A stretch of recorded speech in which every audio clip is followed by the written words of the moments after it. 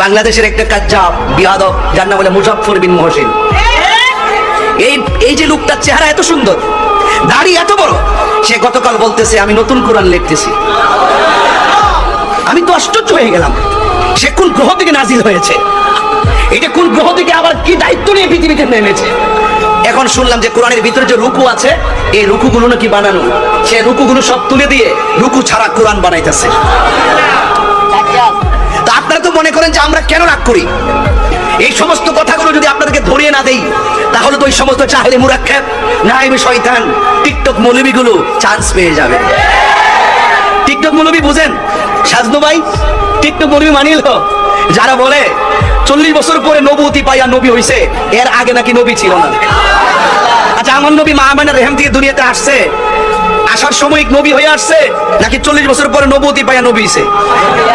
শুধু মা রেহেম থেকে দুনিয়াতে আইসাই